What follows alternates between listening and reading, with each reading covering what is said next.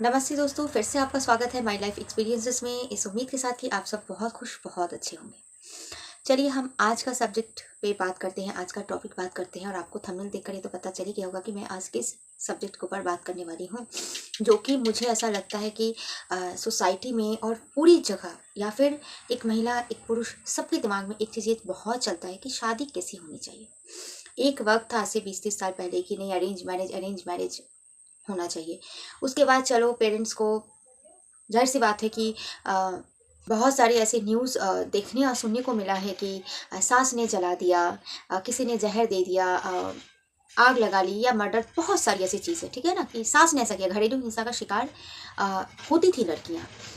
एक बदलाव आता है ना, जब एक के साथ जब होता है ना, तो 10 भी उस बात पर जरूर सोचते हैं, उस सब्जेक्ट के ऊपर तो सोचा गया होगा, तो उसके बाद से देखा जा रहा है। पर समय के साथ देखा गया कि लव मैरिज भी सक्सेस नहीं हो रहा है। लव मैरिज होने के बावजूद भी डिवोर्स हो जा रहे हैं, ठीक है। और लव मैरिज होने के बाद भी लड़कियों के साथ गलत हो रहा है, घरेलू हिंसा का शिकार बन रही हैं। जिन लड़की के साथ, मतलब वो समझ लीजिए 4 साल 5 साल जिन लड़कों के साथ इतना अच्छा रिलेशनशिप था, ठीक है, वो लड़के भी चेंज हो जाते हैं।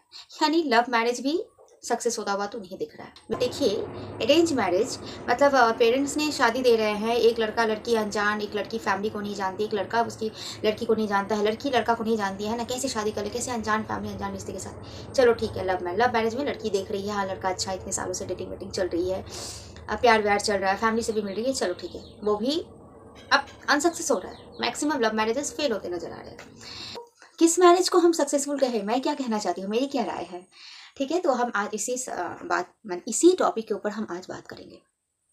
देखिए, मुझे ऐसा लगता है ना कि अरेंज हो, लव हो, या एक साथ मतलब रहना, मतलब मान लीजिए कि अगर आप लव मैरिज भी कर रहे हैं तो 2 घंटे 4 घंटे 5 घंटे आप लोग एक साथ रह रहे हैं, देख रहे हैं, ठीक है। फिर आपका आता है अरेंज में, तो मान लीजिए कुछ भी नहीं देखे।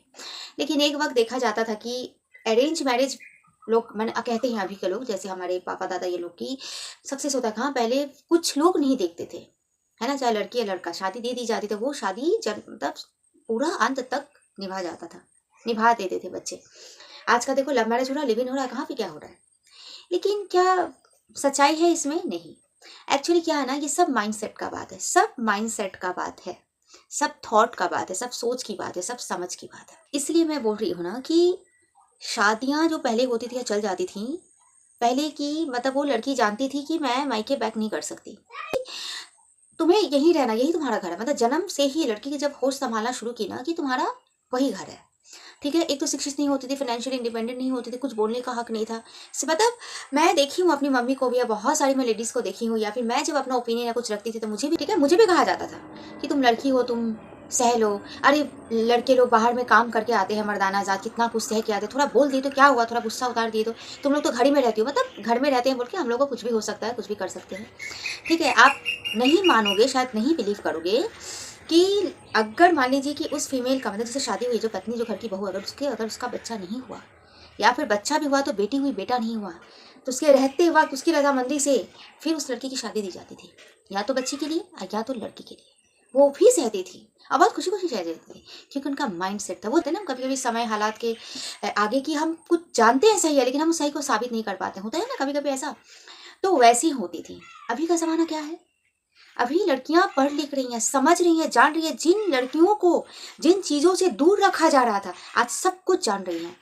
उन लड़कियों को दूर रखा जाता था हकीकत से, हर चीज से। तो आज क्या हो रहा है, आज खुल रहा है। मतलब एक सिस्टम, एक ऐसा सिस्टम जो ये यूनिवर्स ने बनाया है, सबको इक्वालिटी दी है, सबको।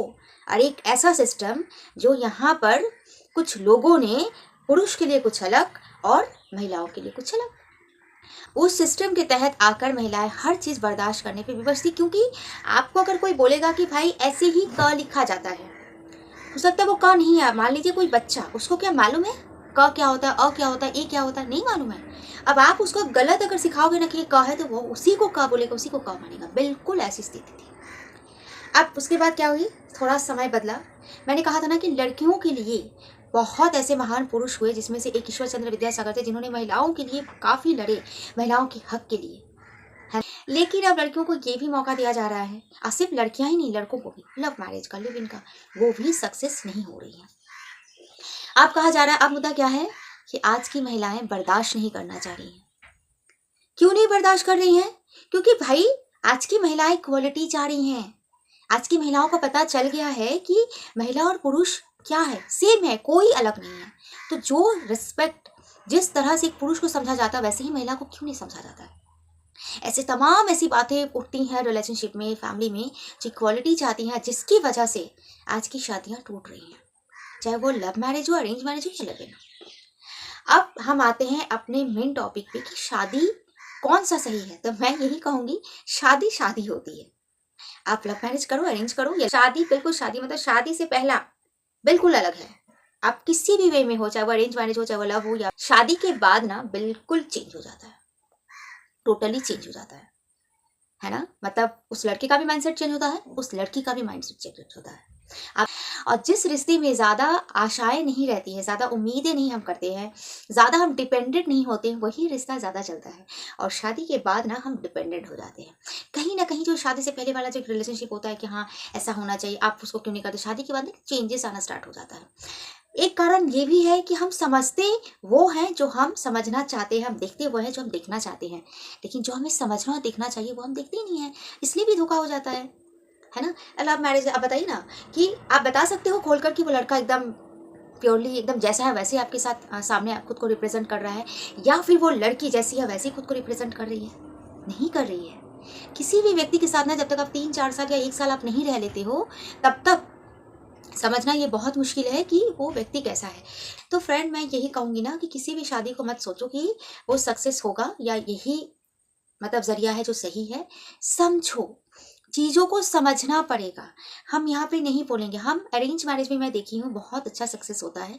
मेरी शादी खुद अरेंज मैरिज है। मेरी फैमिली में मेरी चाची या फिर मेरी कई सारी भाभियां हैं, उनकी भी शादी बिल्कुल अरेंज मैरिज है, and they are happy family. बहुत अच्छी बॉन्ड वो लोग शेयर कर रहे हैं एक दूसरे के साथ, बहुत अच्छी फैमिली अभी लीड कर रहे हैं वो लोग, बहुत अच्छा है ना।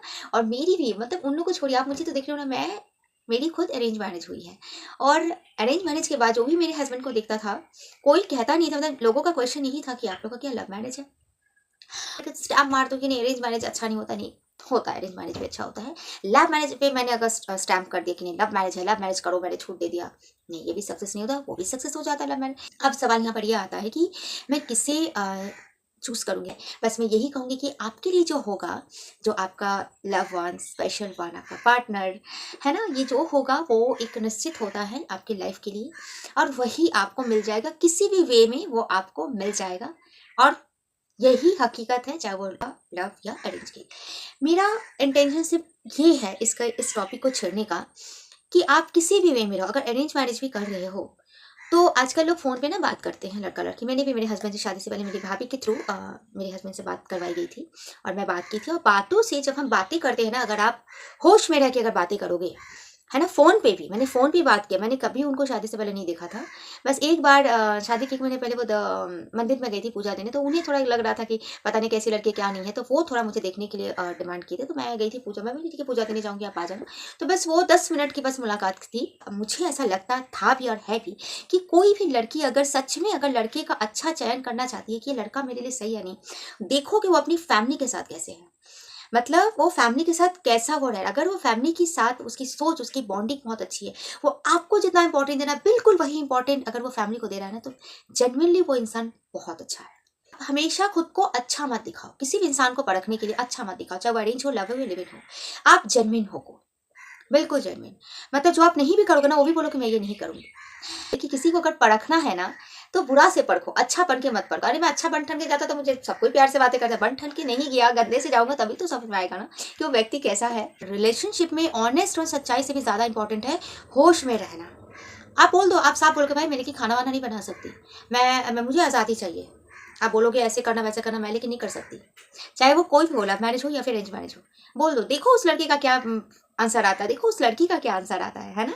एकदम जेन्युइन रहो, ठीक है ना। देखो परखो बहुत सारी चीजें कि वो कैसा आपके साथ है। मतलब मैं अगर एक शब्द में इसको कंप्लीट करूं, वो आपके साथ कैसा है, ऐसा पार्टनर देखने से ज्यादा बेहतर होगा कि वो एज अ ह्यूमन कैसा है, उसकी ह्यूमैनिटी कैसी है, ये देखना ज्यादा इंपॉर्टेंट है ना। तो ऐसा मुझे लगता है कि ऐसा अगर रहे ना, तो बहुत हद तक एक व्यक्ति को हम जज कर पाएंगे, देख समझ पाएंगे। रही बात कुछ नेगेटिविटी की, तो यार हर इंसान इंसान में नेगेटिविटी होता है, ये जो हम सोचते हैं ना कि ये गलत है, ये बुराई है, तो मेरे हस्बैंड में भी बहुत सारी गलतियाँ नेगेटिविटी थी, मेरे अंदर भी बहुत सारी नेगेटिविटी एंड गलतियाँ हैं।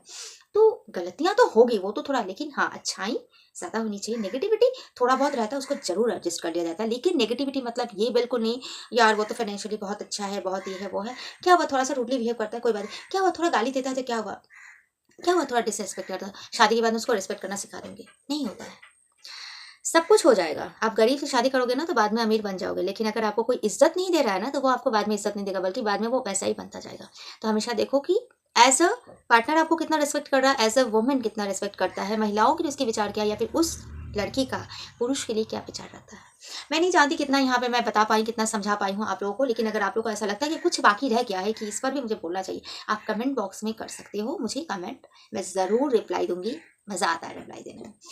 ठीक है, तो मैं अपनी बातों को यहाँ पे सीमित कर रही हूँ। फ्रेंड्स, आप सबको लगता है कि मुझे आगे आना चाहिए और मैं आगे आने लायक हूँ मेरे यहाँ, तो प्लीज़ मुझे सपोर्ट करें, मुझे आप सबकी सपोर्ट की बहुत ज़रूरत है। वीडियो पसंद आए तो फ्रेंड्स लाइक कमेंट शेयर ज़रूर करना। मिलते हैं अगले वीडियो में, तब तक के लिए फ्रेंड्स राधे राधे।